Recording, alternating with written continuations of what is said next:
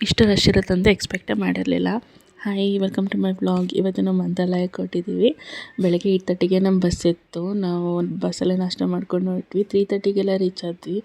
ಅಲ್ಲೇ ದೇವಸ್ಥಾನದ ರೂಮ್ ತೊಗೊಂಡು ಹಂಗೆ ಫ್ರೆಶ್ ಅಪ್ ಆಗಿಬಿಟ್ವಿ. ಈಗಲೇ ಸುತ್ತಮುತ್ತ ಇರೋ ದೇವಸ್ಥಾನಕ್ಕೆಲ್ಲ ಹೋಗಿ ದರ್ಶನ ಮಾಡ್ಕೊಬಂದ್ಬಿಡೋಣ, ಮತ್ತು ನಮಗೆ ಬೆಳಗ್ಗೆ ಆಗೋಲ್ಲ ಅಂತ ನಾವು ಹೊರಟಿದ್ದೆ ಮಂತ್ರಾಲಯ ಮತ್ತು ಬಿಚ್ಚಾಲಯಕ್ಕೆ ಮತ್ತು ಪಂಚಮುಖಿ ಆಂಜನೇಯ ದೇವಸ್ಥಾನಕ್ಕೆ. ಅಲ್ಲೇ ಆಟೋ ಇರುತ್ತೆ, 150 ರೂಪಿ ಕೊಟ್ಟರೆ ಅಲ್ಲೇ ತೊಗೊಂಡೋಗಿ ನಮ್ಮನ್ನೆಲ್ಲ ಕಡೆ ತೋರಿಸ್ಕೊಂಡು ಕರ್ಕೊಬರ್ತಾರೆ. ನಮಗಂತೂ ತುಂಬ ಇಷ್ಟ ಆಯಿತು. ಆ್ಯಕ್ಚುಲಿ ಈವ್ನಿಂಗ್ ಟೈಮ್ ಬಂದಿದ್ದು ತುಂಬ ಚೆನ್ನಾಗಿತ್ತು, ಯಾಕಂದರೆ ತುಂಬ ಬಿಸಿಲಿರೋದ್ರಿಂದ ತುಂಬ ಸೆಕೆ ಆಗ್ತಿತ್ತು. ಮತ್ತು ನಾವು ಹೋದಾಗೆ ಕತೆ ಹೇಳೋಕ್ಕೆ ಸ್ಟಾರ್ಟ್ ಮಾಡಿದರು. ಬೆಳಗ್ಗೆ ನಾವು ಫ್ರೆಶ್ ಅಪ್ ಆಗಿ ರಾಯರ ದರ್ಶನಕ್ಕೆ ಬಂದ್ವಿ. ದರ್ಶನ ತುಂಬ ಚೆನ್ನಾಗಾಯಿತು. ಮತ್ತು ಹಾಗೆ ಸ್ವಲ್ಪ ಹೊತ್ತು ಸೇವೆ ಮಾಡೋಣ ಅಂತ ಇಲ್ಲಿ ಪ್ರಸಾದ ಪ್ಯಾಕಿಂಗಿಗೆ ಬಂದ್ವಿ.